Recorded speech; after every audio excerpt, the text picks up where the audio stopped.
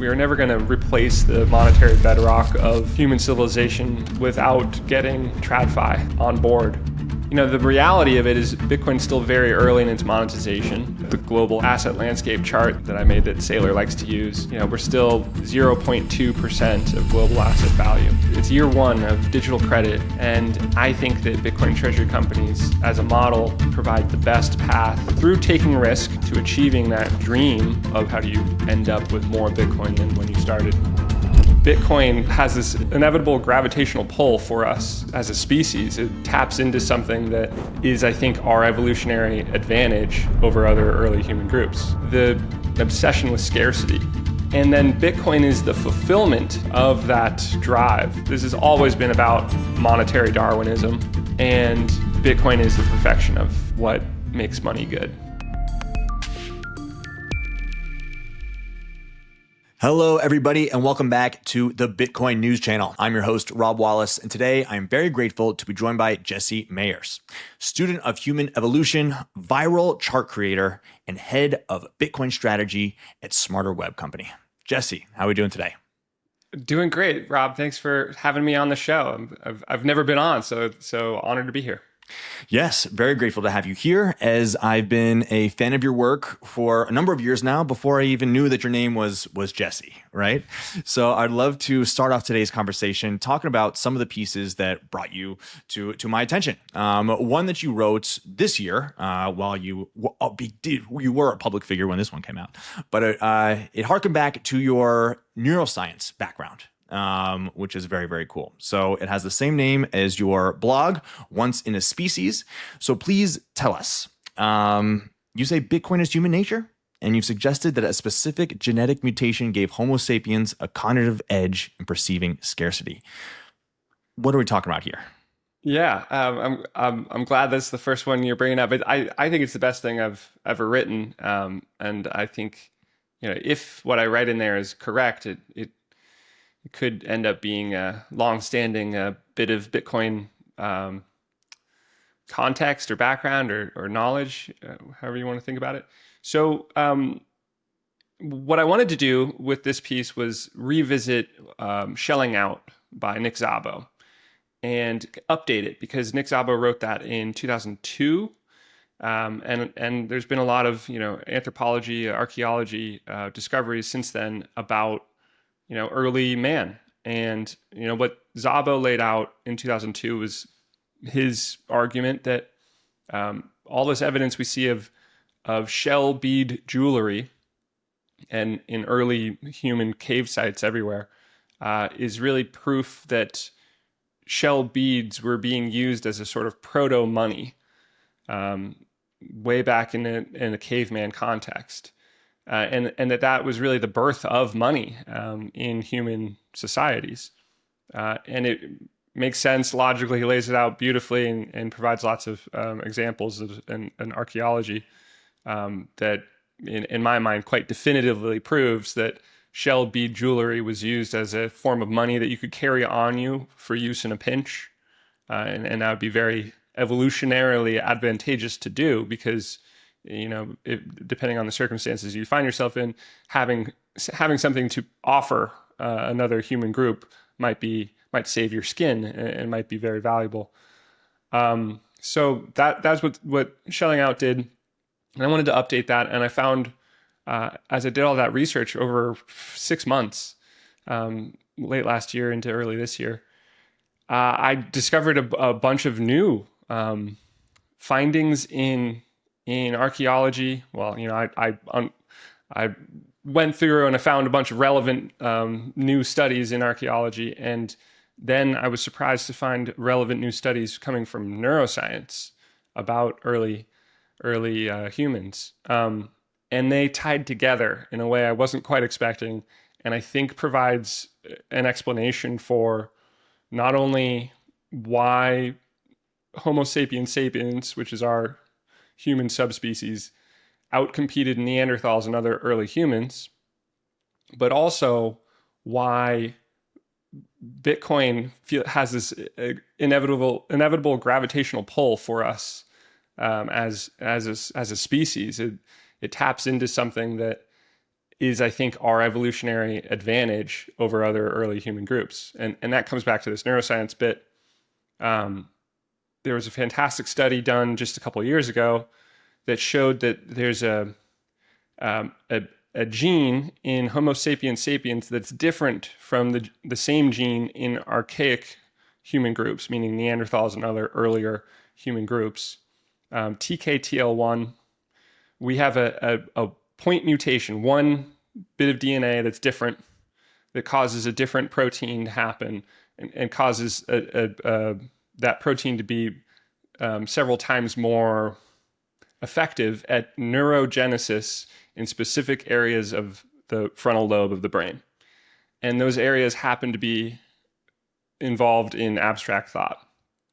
And so my piece kind of makes the argument that this mutation, this overdrive of neurogenesis in the abstract thought areas of the brain led to not only the explosion of expressive art that we see with Homo sapiens sapiens, but also the fascination with and obsession with shell bead jewelry and all things that are scarce and hard to come by, an obsession with scarcity.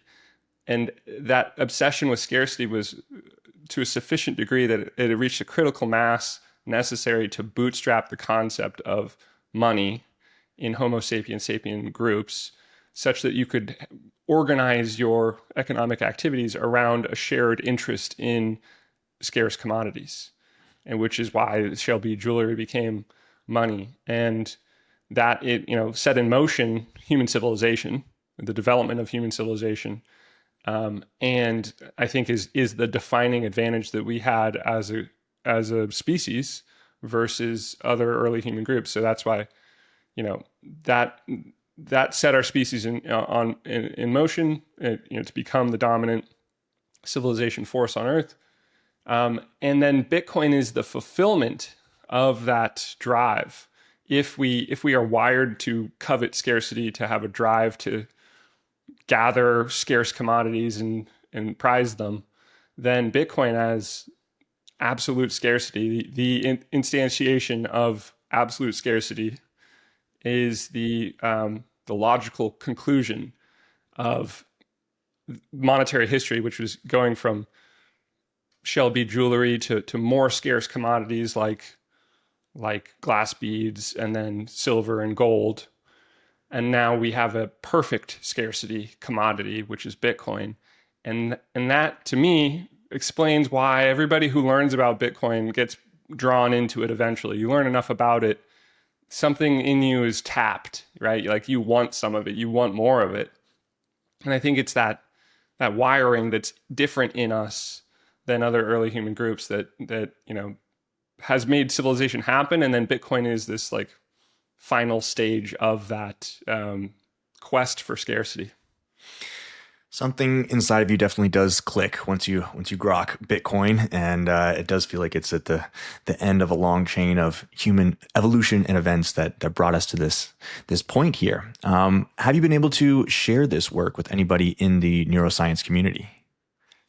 So I sent this piece to the like inbound emails for a bunch of different kind of science periodicals and some archaeology, anthropology ones, and I sent out probably 20 emails and I received 0 responses. So I think that who knows, it's probably that they don't really pay attention to their inbound email front door.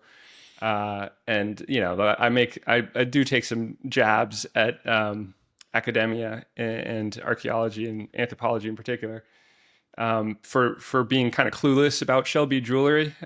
And I think it's important to have a cross-disciplinary background in order to understand something as complex as the bootstrapping of money.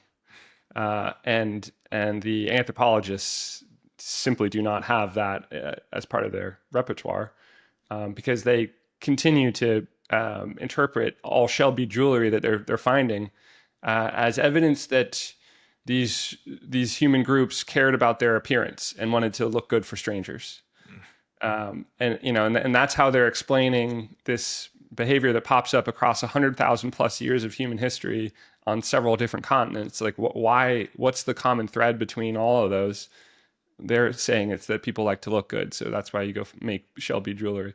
So anyway, yeah, for a number of reasons, and of course tying it all back to Bitcoin, I think that it was bound to not resonate with academia. But I think it can and does resonate with Bitcoiners, and I've received some very nice compliments about that piece from the people who have read it. And I think it may have put forward a better answer for pretty important question about humanity, but also about like the purpose of Bitcoin. And so if Bitcoin continues to do what we think it will do, which is take over the world of money, that piece might end up gaining more traction over time. Absolutely. And I think it makes perfect sense as a segue into another piece that you wrote, one of the first ones that I became aware of why the yuppie elite dismiss Bitcoin. Right. You have a background at Stanford Business School, working at Bain, and you document your transformation over years towards becoming a Bitcoin maximalist while needing to stay in the closet about it. So why don't you discuss what that process was like for you, having to hide your maximalism? Yeah.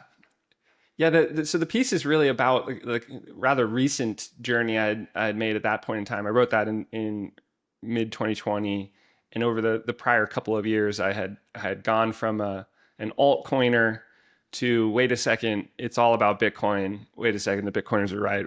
Wait a second, this is the most important thing going on in the world, and Bitcoin changes everything, and it fixes a lot of the things that are wrong in the world. Holy cow, right?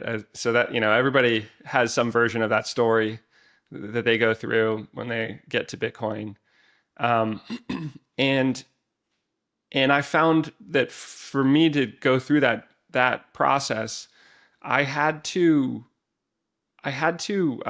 confront the dissonance that I ran into with what Bitcoin was showing me and what my prior worldview said. They were at conflict, in many facets, and I had to grapple with that. And invariably, Bitcoin, from like a logic point of view, unsugar coated point of view, was right, and my prior worldview was rose-colored glasses distortion of reality in some way that was out of sync with hard and fast rules of nature. And so that process of grappling with the realities of Bitcoin and coming to accept that Bitcoin was right and my prior understanding of economics and money was wrong, and also human nature and game theory and human incentives, all this stuff was wrong. That ripped me out of a world of being, believing that the world was pretty much figured out, right? And government and policy had us in a good place, and we were all in this together kind of mentality that you're instilled with in school and growing up, that like everybody's a good person and we're all trying to make the world a better place. And then Bitcoin's like, no, the world is cold, hard, and rational, and if there are incentives that people can manipulate, they invariably do.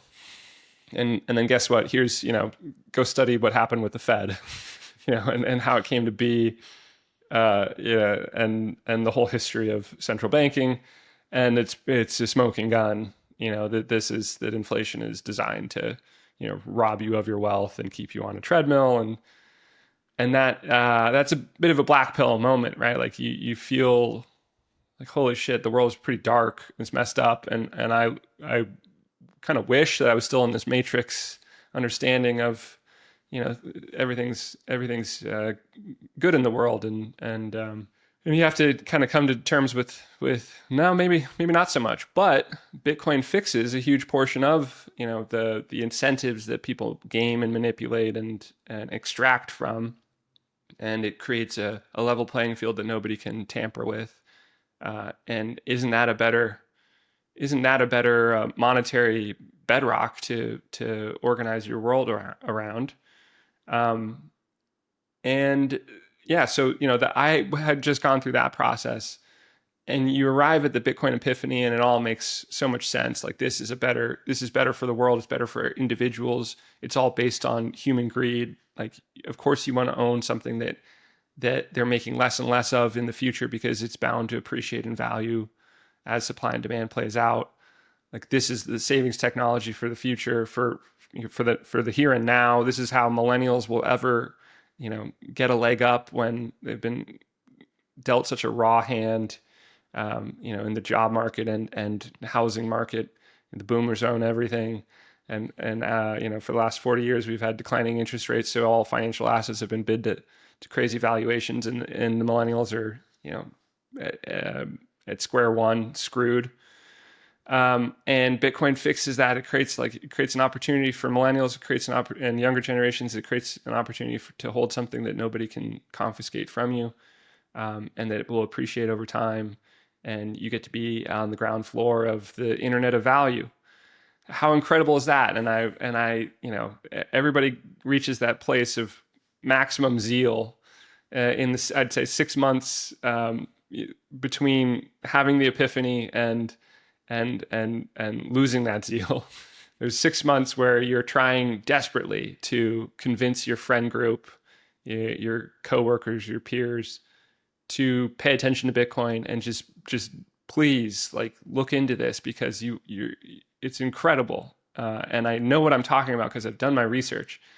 And as a Stanford MBA, what I found is when I would talk to my Stanford MBA friends, they would be completely dismissive to the point of being rude about it to me. And I took it a little personally, in some interactions. And that wasn't quite the case with my other friend groups, like friend groups from growing up, hey, check out Bitcoin. Like, I actually think it's a great idea to look into that. And some people would be like, really? Okay, interesting. But not my Stanford MBA's friends.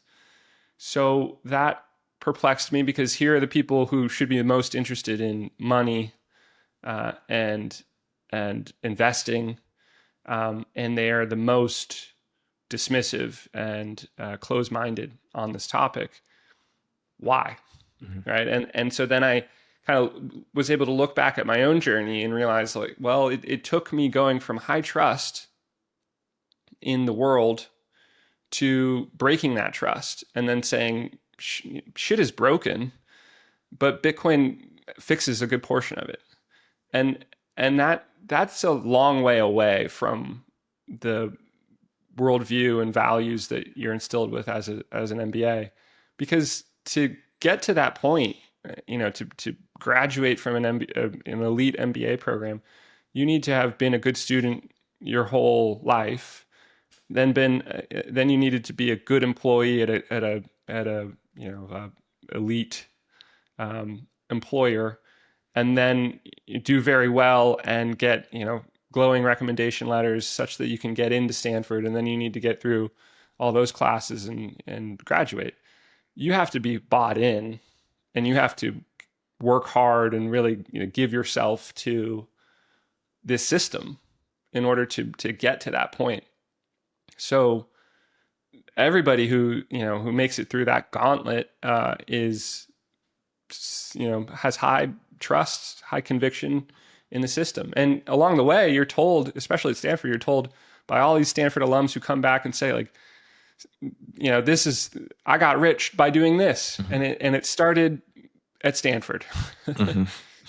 And it's like, oh, how did you get rich? Well, you happen to be at the forefront of venture capital or private equity at the beginning of a 40-year downtrend in interest rates, where financial assets did incredibly well, and you just happen to be positioned to benefit the most from that.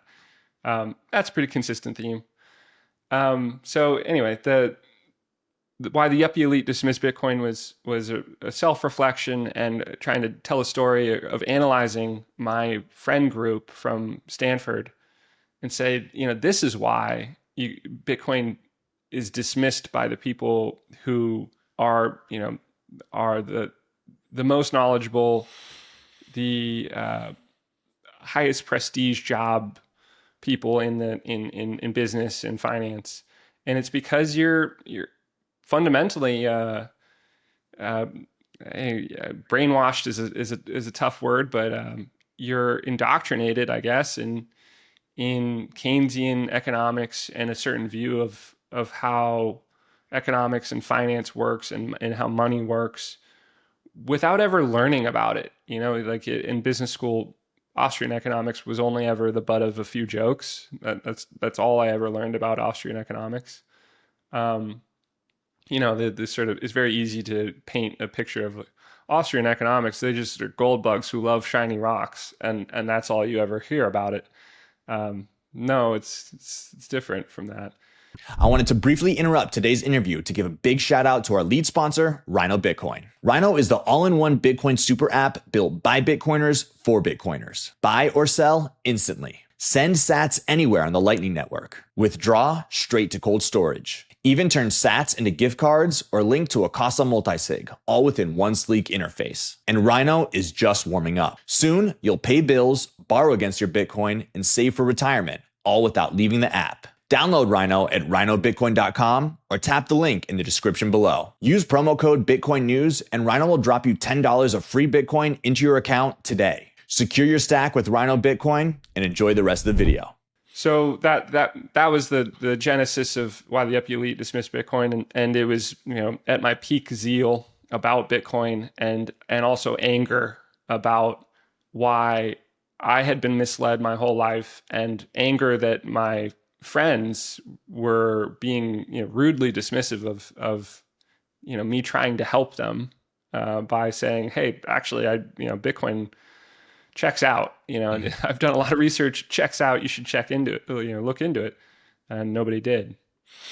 Yeah, that's a really hard period when you've reached the top of that mountain. You've had the epiphany. Bitcoin does offer a better future. You try to tell other people and they just shut you down. And it makes you realize that, yeah, the cognitive dissonance, it's a personal journey that you need to go through yourself. And no matter how many podcasts you send to somebody or books you hand them, unless the person is willing to do the work, they're not going to see it, because you need to be in a certain point in life. Enough pieces need to line up. So, I mean, you mentioned two things: the orange pill and the black pill. Were you black pilled on Keynesian before you found Bitcoin, or vice versa? Yeah, I think it was. So for me, there was I'd sort of capitulated from altcoins into Bitcoin in 2019 when it bounced and altcoins didn't.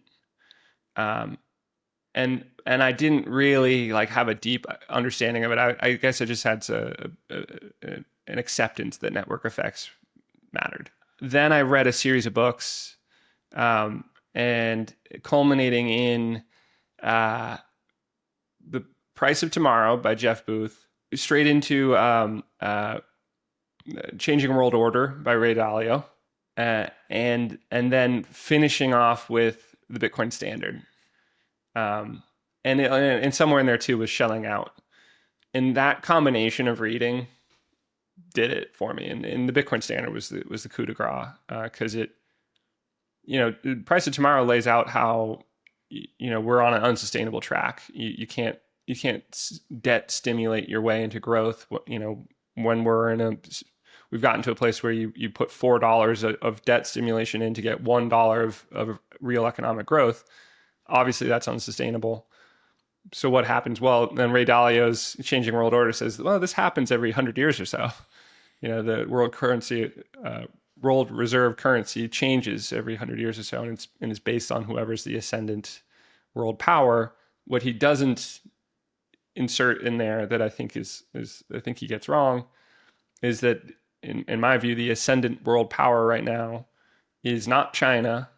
On a geopolitical stage, I suppose it is, but the true ascendant world power is the internet, and the extent to which it has transformed our lives, and I think restructured power, and given it back to the individual, is unparalleled.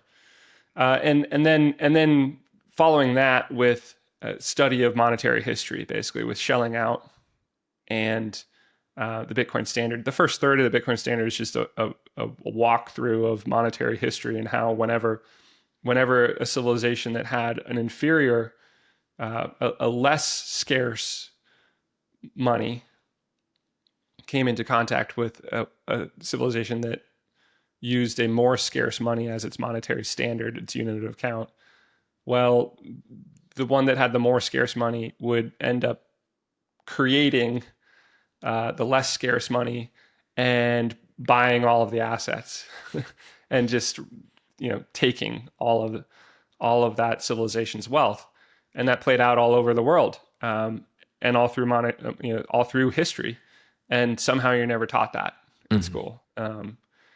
And so that was the like, oh, I get it. This has always been about monetary Darwinism, and Bitcoin is the perfection of what makes money good.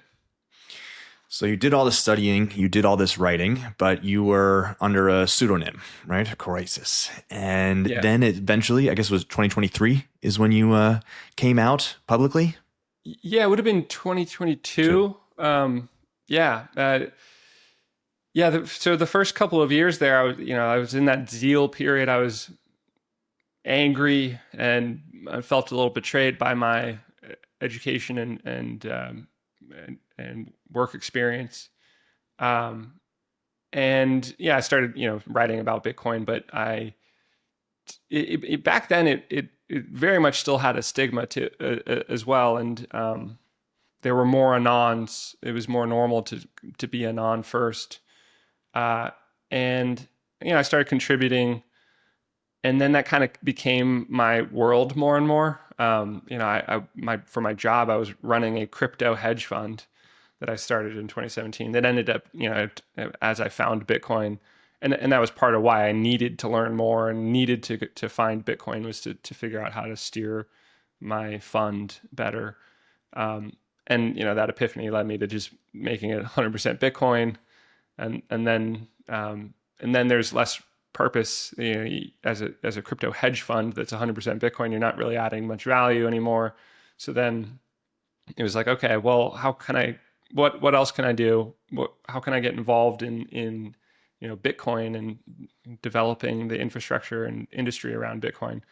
And that became, at a certain point in time there, it started to make sense. Like, okay, maybe I should step out from Croesus and make myself known so that I can be more involved in the industry.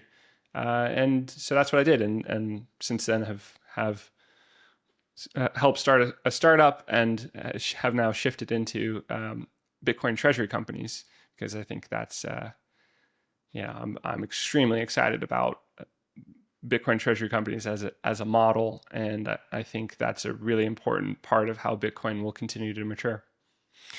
So that brings us to today. Bitcoin treasury companies, definitely the story of 2025. And you stepped into it, have a very vocal role.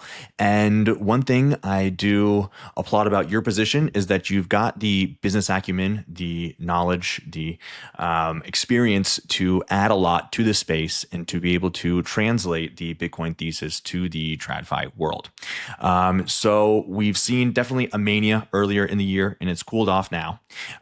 If you were put into a boardroom with a big bank, how would you describe the Bitcoin treasury thesis right now, December 2025? Yeah, I think that the core idea of a Bitcoin treasury company is, how can you use capital market tools to grow Bitcoin ownership, to increase Bitcoin per share over time? And that is a very compelling value proposition if you can achieve it. That what that amounts to is compounding Bitcoin. And as Michael Saylor likes to say, the only thing better than Bitcoin is more Bitcoin. And I think that Bitcoin treasury companies as a model provide the best path through taking risk, right? It's not riskless, but they provide the best path to achieving that dream, that goal of how do you grow your Bitcoin ownership? How do you end up with more Bitcoin than when you started? And the reality of it is Bitcoin's still very early in its monetization. In the global asset landscape chart that I made that Saylor likes to use, we're still 0.2% of global asset value.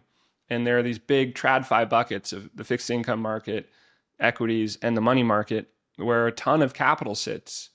And all capital globally is looking for the best return. It's looking for the best risk-adjusted return. Where should I park my money to grow its value over time? And Bitcoin has been this anomaly, this star over the last 15 years, that because of its endogenous properties, its increasing scarcity over time, it is digital absolute scarcity, it's early in its adoption. I believe that it will monetize tremendously and will continue to be the shining star on, relative to other asset buckets. But how do you bring that value proposition to these TradFi buckets, these where capital sits currently? Fixed income capital most of it has a mandate to find fixed income investments where you are promised here you're going to get this amount of return of dividends of interest every year, and you can count on it, right? Like that's what a fixed income investor is looking for. And that's not Bitcoin. Bitcoin is volatile and it's uncertain. It is a speculative asset, and you're speculating that it will continue to monetize and appreciate in value as more of the world learns about its properties. But what a Bitcoin Treasury Company does is it takes all the risk. So it takes the risk of understanding Bitcoin and riding the volatility, and for taking that risk, it keeps some of the value appreciation, and it can create these products to offer to split the upside with fixed income investors, which is what Saylor has now pioneered with the preferred equity instruments. So fixed income investors are out there getting 5% on government bonds. And Saylor turns around and says, I will give you 10%. If you give your dollars to me, I will buy Bitcoin. It will appreciate at 30% a year. And I will take 10% of that and give it to you every year. And you don't need to worry about whether or not Bitcoin really performs or how volatile it is, because look, I have this incredibly strong balance sheet. So we're going to use that balance sheet to ensure that you're going to get your 10% every year. That's the value proposition to a fixed income investor, and that is unbeatable. That will win market share over time in the fixed income space, and more capital will be enticed to take that bargain, and that'll just mean Saylor is taking more and more dollars and buying more and more Bitcoin, and that helps monetize Bitcoin over time. And I think that story is going to play out in every capital market in the world. And I think that SmarterWeb is in pole position to be that provider in the UK. I think we're very much on track to do that.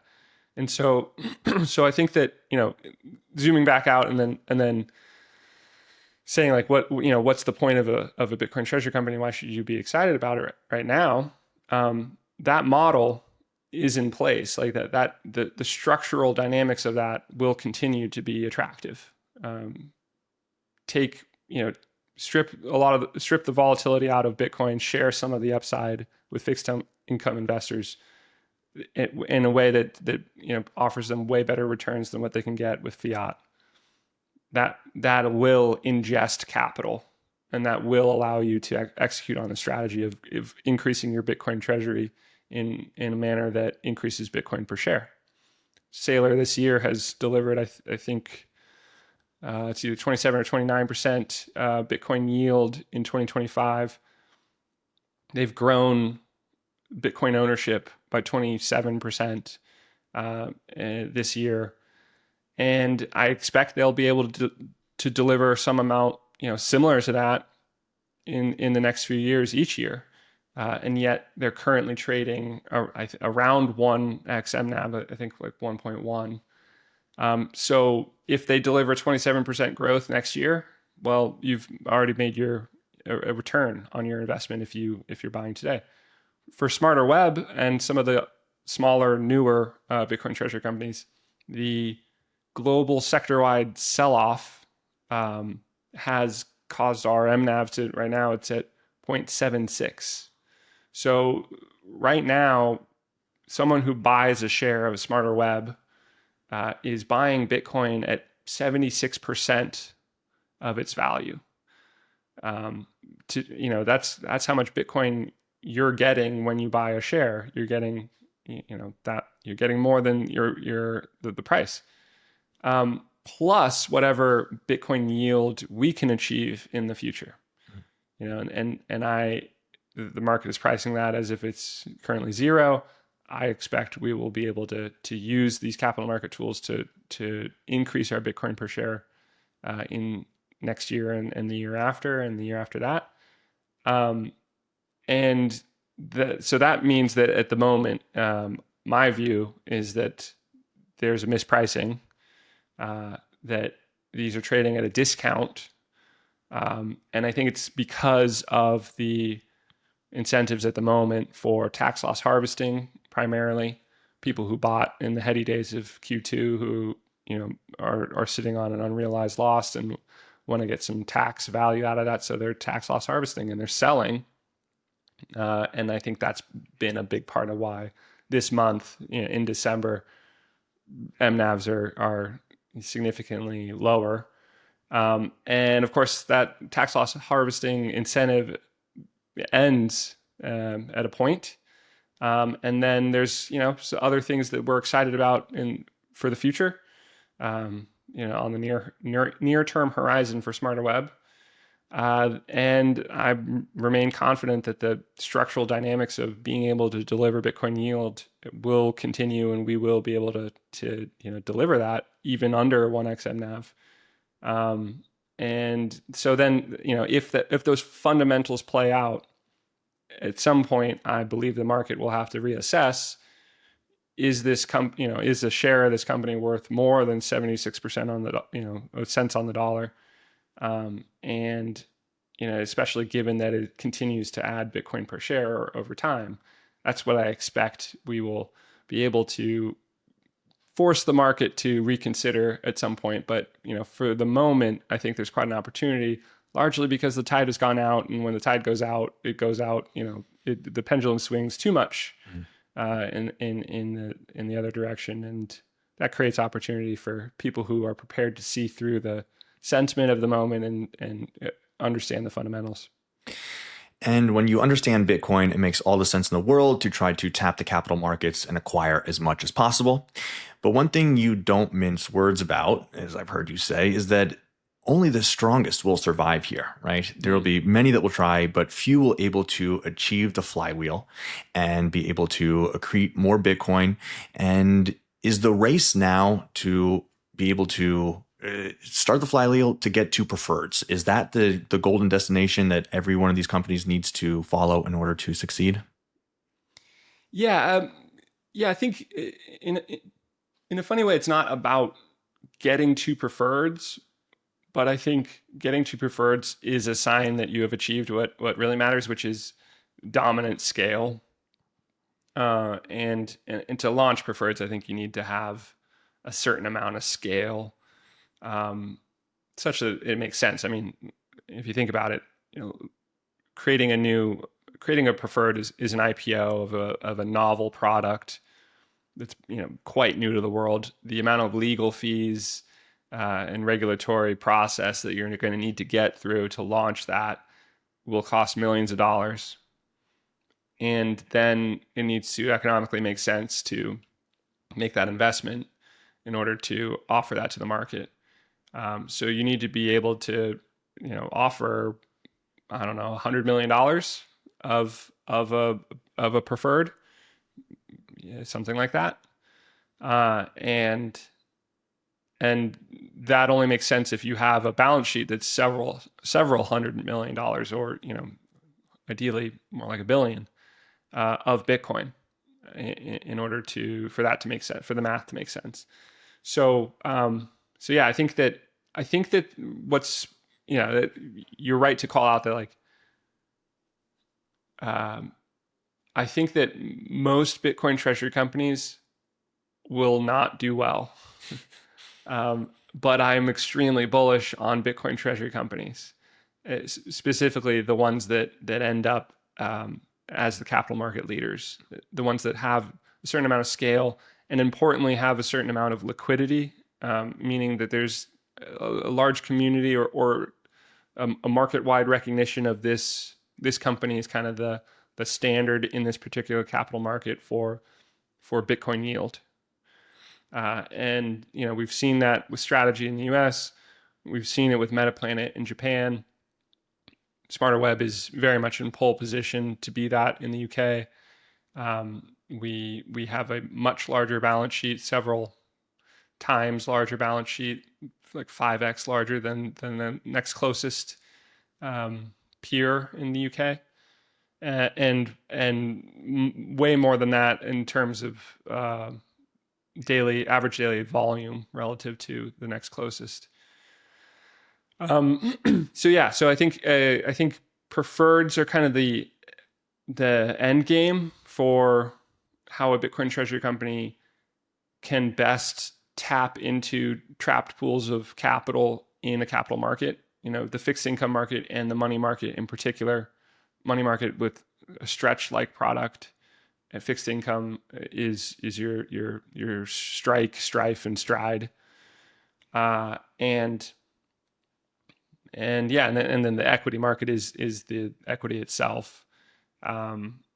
So those are the TradFi pools that a Bitcoin treasury company taps into to help facilitate the flow of capital into Bitcoin, from all of those pools. But preferred equities is how you tap into the fixed income market and the money market, which are probably the most ready for the most desperate for good returns, and I think it's also they're probably the quickest to experiment with new offerings because it's so cut and dry. Like a fixed income contract that says, well, this is 10% and you can only get 5% anywhere else, is a lot more cut and dry than, hey, this equity will grow your Bitcoin ownership.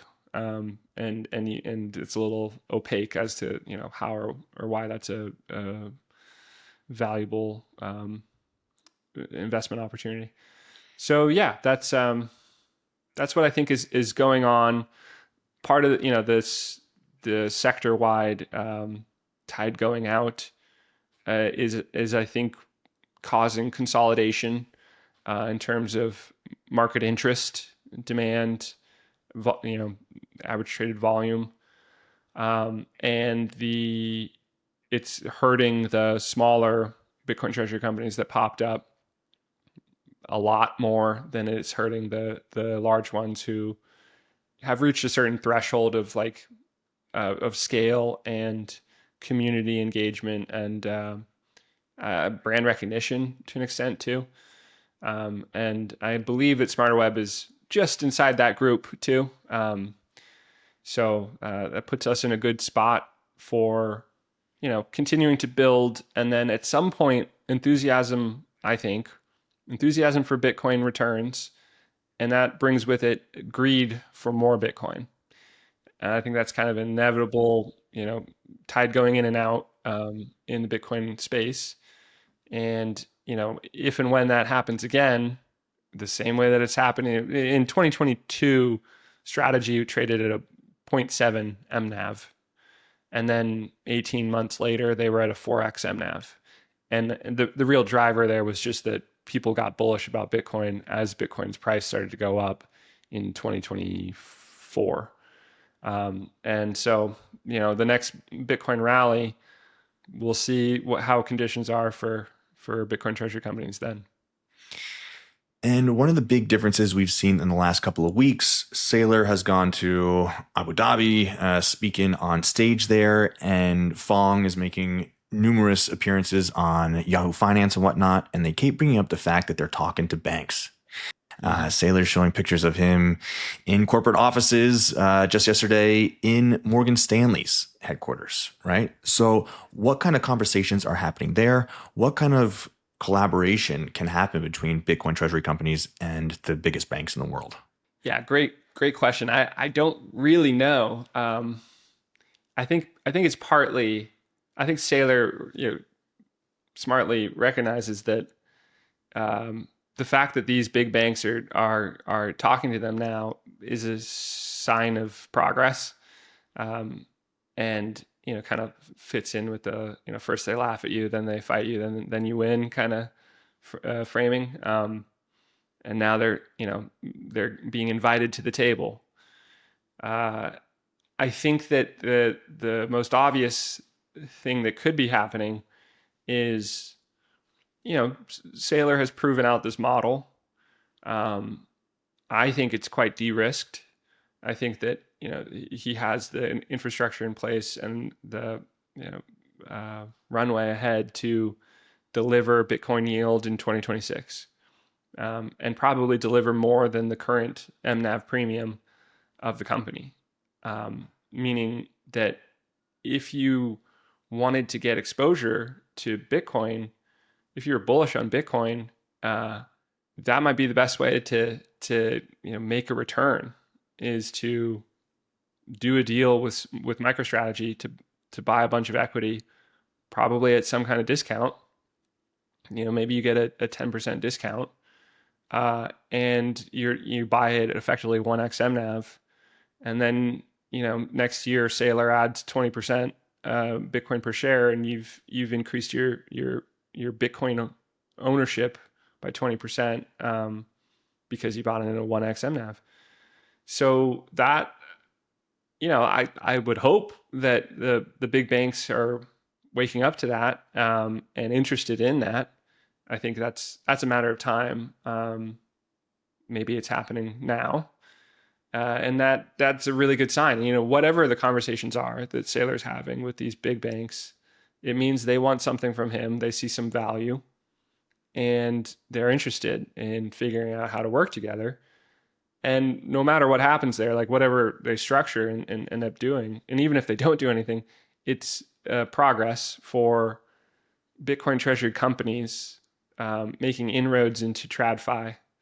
And, it's one more precedent of Wall Street, TradFi, getting interested in Bitcoin, seeing value there, seeing value in Bitcoin treasury companies, and wanting to do a deal. And that's great for Bitcoin treasury companies globally, because that, every time that Saylor has a new milestone and breaks down some barrier, we all get to benefit from that precedent. And then, of course, it benefits Bitcoin in general, because the people that you want, and I think cypherpunk Bitcoiners get this part wrong, I guess, is we're never gonna replace the monetary bedrock of human civilization without getting TradFi on board. And I'm very much of the view that Bitcoin is the Trojan horse. It comes to TradFi's gates and says, look, we can get better returns. It's fantastic. Don't you want in on that? And they will inevitably invite Bitcoin in to their portfolios, and then they have to defend Bitcoin. And I think that's the real value, is, and it also normalizes Bitcoin. It becomes a stamp of approval. It makes it easier for Bitcoin to, make further inroads into the mainstream. So everything's good for Bitcoin here. Yes, it is. Absolutely. So one thing that you did say this year that I think ruffled some feathers and raised some eyebrows is you think that in the long run, treasury companies, corporations will hold over 50% of the Bitcoin supply. Do you stand by that statement? And what does that world look like? I said as much as 50%. And I will stand by that. And I think that's, you know, that was me kind of doing the back of the envelope math, to say how big is the opportunity for Bitcoin treasury companies in the context of the, global asset landscape framework that I, am known for and Saylor has adopted. Um, because, the real value of that, and the reason that Saylor uses it, is that it creates a map for here's all the value in the world that isn't in Bitcoin yet, and it has become a bit of a map for strategy to create products. Implicitly, they're not using that as their here we should go create a product for this little corner. But it does show you what, here's the rough scale of how much capital is sitting in fixed income. And Saylor knows that because of Bitcoin's properties and how early it is in global adoption, it will continue to grow at with volatility. The CAGR will average out to 20 to 50% a year over the next decade, and then 20% a year after that. So, he has conviction in that, as does any Bitcoiner. And he knows that fixed income would kill for a 10% fixed income product with the same risk as government bonds, because that's twice as much performance as what you can get out there. And given that stated inflation is like 3%, and you're getting 5% on your government bonds, you're getting 2% in real terms. The reality is, true inflation is much higher than that stated CPI of 3% or whatever it is right now. But you're getting 2% real returns, you think, holding government bonds, and then here's Saylor saying you can get 8%, so 4x your real return value. That wins inevitably. And Saylor knows that. And then if you think about like how much capital is in the fixed income market, it's over $300 trillion sitting in some kind of fixed income, and all of it's getting risk adjusted mid-single digit returns. And so Saylor can offer 4x in real terms. How much fixed income will be interested in that value proposition once they understand it? A huge chunk of the capital sitting there, especially as people wake up to the sovereign debt math about our debt to GDP, and how 50 out of 51 times since 1800, the debt to GDP has reached 130%. That country is eventually soft or hard defaulted on its debt. And the one exception is present day Japan, and they're like getting very close to doing that. And meanwhile, US debt to GDP is, I think, like 126% right now. It reached 129% briefly a couple of years ago, and we will end up over 130%. It's just a matter of time. So, if you understand that backdrop and you're holding government bonds, and that the way out is to soft default, meaning print a lot of money and have true inflation be much higher than the 3% that you're modeling for you're baking into your assumptions when you're saying yes to a 5% yielding government bond. Well, if the reality is that everyone holding 5% yielding government bonds is actually destroying value every year that they hold that, because true inflation is 7%, because you're having to soft default. Every year that you hold that bond, you're losing money, and you need some solution, right? But you still have fixed income mandates. So what's your solution? Well, you're going to start to look at that Bitcoin powered fixed income security. You're going to look more closely at that. Well, that could be a solution. That could be a way out. Let's kick the tires on that. looks like they're incredibly over collateralized. This is actually pretty safe. And you're going to get more and more adoption of that. How much? I don't know, but there's a world where we significantly tap fixed income, and maybe we take $100 trillion out of it, and that flows into Bitcoin, and it goes through Bitcoin treasury companies. So what percent of the total Bitcoin supply do Bitcoin treasury companies end up accumulating if they are the primary conduits through which $100 trillion of capital flows into Bitcoin? And currently Bitcoin's total valuation is $2 trillion. It depends how that plays out and what the real scale is there. But you can see a world where you could end up accumulating 50% of all the Bitcoin through all the Bitcoin treasury companies in the world doing that in all of their respective capital markets. Now I'd like you to pull back the curtain. As a Bitcoiner, you know what it's like to smash buy Bitcoin or DCA.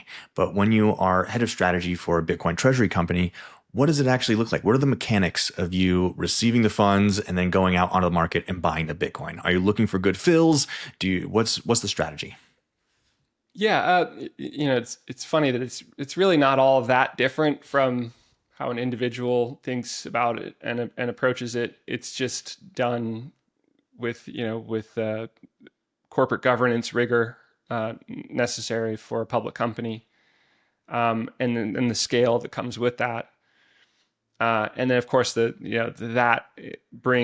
itself brings options, opportunities, and terms that an individual simply can't get, right? Like we can borrow at much lower rates than an individual can. But yeah, in terms of our actual mechanics of receiving capital, it comes to our bank account, and we deploy it to our preferred Bitcoin exchange, and we have institutional accounts set up with our providers and get better service and better terms as a result of that. And then our philosophy is that we want to be holding Bitcoin. And it's not our job or our mandate to try to time the market or trade the market. So our approach is to accumulate in a timely fashion. Whenever we have fiat to deploy, let's buy Bitcoin in a reasonably quick time period and hold it and not sell. And that's the name of the game. And I think one thing you're really onto is that strategy has won America, Metaplanet, Japan. You guys are going for the UK. And the way that you do that is by building a community, and you build a community through communication. So talk about how does a corporation become part of someone's life and something that they root for more than just another stock in their portfolio? Yeah, I think this is something that people miss about Bitcoin treasury companies. And I think Metaplanet set a fantastic example of what good looks like in terms of starting out as a Bitcoin treasury company. And then how do you execute? Well, you start small and you build a track record of delivering Bitcoin yield. And along the way, you engage with your community. You engage with your community of shareholders and the broader Bitcoin community. And where's the epicenter of Bitcoin communication? It's on Twitter. It's on X. So that's where we are, and the SmarterWeb Twitter group is the third largest Bitcoin treasury company group after Strategy and Metaplanet. I think we have like 4,600 members in that group, which is a small portion of our total shareholders. But I think that's the core, the real foundation of our support. And ultimately, a Bitcoin treasury company builds a reputation by doing right by retail investors who are willing to take a risk that, here's an opportunity to grow my Bitcoin ownership by entrusting this corporation and the people that run it with the execution of that strategy. And SmarterWeb has, done a great job of that in 2025. IPO'd in April, has accumulated a lot of Bitcoin, 2664 Bitcoin as of right now, and increased Bitcoin per share quite considerably since IPOing. And there's been a ton of volatility along the way, right? Things got a little too heady in Q2. We were trading at a very high MNAV premium, which, funny enough, is justifiable based on the amount of Bitcoin yield we were delivering at that point in time. It is reflexive, it is recursive, and then as this sort of sector-wide pendulum swung in the bearish direction, our rate of Bitcoin yield decreased, and that's part of the game too. But the community, the retail investor community that has been there from the beginning, has seen incredible run up and quite a bit of a drawdown, but they are still up very considerably. The earliest investors are currently up 15x or so. And and my view is that their Bitcoin treasury companies amplify Bitcoin's volatility. And Bitcoin's volatility is what brings it performance. And so, we like that fact that we have considerably higher volatility than Bitcoin. It comes with a lot of pain, but it puts us in a position where, if and when the pendulum swings back in the other direction, we will have reset sentiment. Shares have changed hands from people who didn't have conviction to people who have conviction. I think that's part of the process that's playing out right now. And that sets you up for, the same sort of pattern to play out potentially, as we cycle through the next round of Bitcoin enthusiasm and then lack of enthusiasm. But it all is based on doing right by retail investors who want to grow their Bitcoin ownership and view this as an attractive vehicle to try to do that. And once you do right by that group and you have established a brand name for yourself and have a certain amount of scale and liquidity, that I think becomes the basis for your case to institutional investors. And they care about liquidity and scale and a track record. And so, it starts with retail, and then it becomes about retail plus institutions. But it's important to not forget about retail too. Yes, and of course, retail feels a part of it because you communicate well with them. And one advantageous thing that you guys have on your side is you and your charts. So let's talk about the creation of these things. I mean, they go viral like at least once or twice a year. You have something new coming out and it seems to take X by storm. Is this from your Bain days that you were able to get this skill, and what goes into creating them, and how do you do it, sir? Yeah, it comes from Bain. At Bain, you tell stories through data, to help a client, a company understand, what strategic moves they can make and why. And charts become the best way to highlight a point, visually. So, you spend 4 years at a management consulting firm, and you start to think in slides. Like, how do I prove this point? Well, I would prove it by, showing this. And you get pretty good at thinking about like what's the core metric that would look good in a chart to prove this point. So I do end up thinking about like how would I show this? How would I visualize this in a slide? And that tends to be where these things come from. And of course, like, the software that you use in a management consulting firm, well, you use PowerPoint and you use these plugins to make charts, and now I just make the chart in PowerPoint. by like I'll make the bar charts. I'll make types of charts using just rectangles um, that I used to put into a chart making software plugin that is extremely expensive for it's for like business clients, and so now I just do it with with rectangles that I make sure are the right proportions. Yeah, absolutely. But they work and they're simple, they're clean, and they get the message across. And of course, sailors adopted them and now they're spread around the world. Well, yes, Jesse, we're here at the end of our time, but I wanted to ask you if what's the outlook? 2026, what should people get excited for Smarter Web? Yeah. Well, we've done a lot in 2025. We have made it clear that one of our goals is to end up on the FTSE 250 and then eventually FTSE 100 indices. Those are basically the S&P 500 for the UK. And to do that, you need to be on the London Stock Exchange. To date, we are on the Aquis exchange. So, but that is one of our aspirations, to be in the FTSE. If and when we reach that scale, which is about a 2x from our current market cap, if we're on the London Stock Exchange, we would be automatically included in the FTSE 250 because it's rules based in the UK.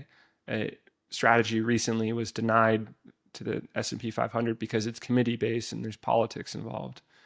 So that would be an incredible outcome for 2026 if we happen to end up on the FTSE 250, and that would come with a lot of portfolio rebalancing, tracker funds, deploying capital into the newly added FTSE portfolio member. So that would be great, and then we are looking to continue on our path of increasing our continuing to accumulate Bitcoin, continuing to increase our Bitcoin per share to deliver value to shareholders, and shore up and increase our position as the UK's leading Bitcoin Treasury Company. We're considerably larger than any of our peers, and we want to increase that. And I think that's just a matter of us executing on the things that are right in front of us, and a certain amount of weighting involved and certain criteria being met, but we're very much on that path, I believe. And yeah, and then Metaplanet enjoyed a 12 to 18 months of bullish enthusiasm for Bitcoin treasury companies.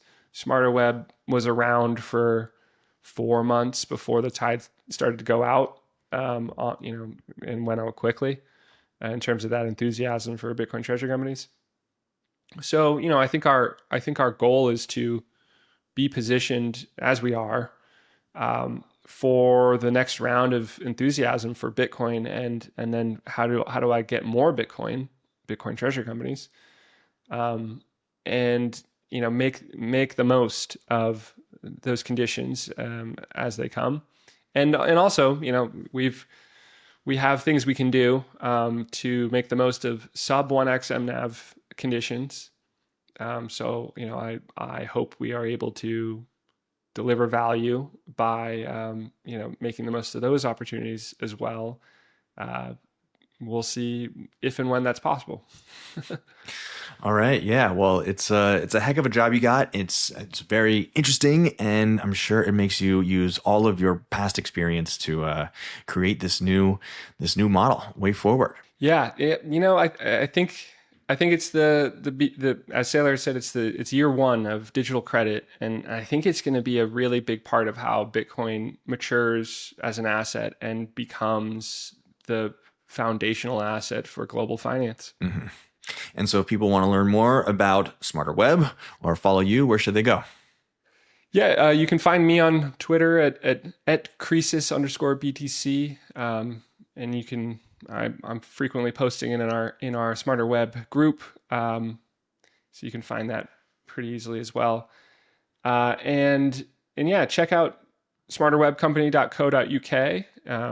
We have a brand new website, and if you scroll along at the top, you'll quickly find our Bitcoin Treasury Analytics page, where you can see all of our numbers about our past performance, our current status, and learn more about it that way.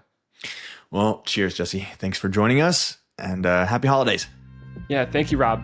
Thanks for making it to the end of the video. If you could drop a like and a share, it would help in our mission to accelerate adoption. If you're looking for more Bitcoin signal, join over 10,000 readers of our newsletter, Bitcoin News Weekly.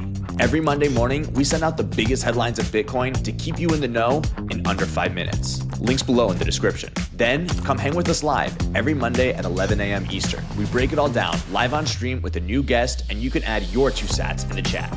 See you next week.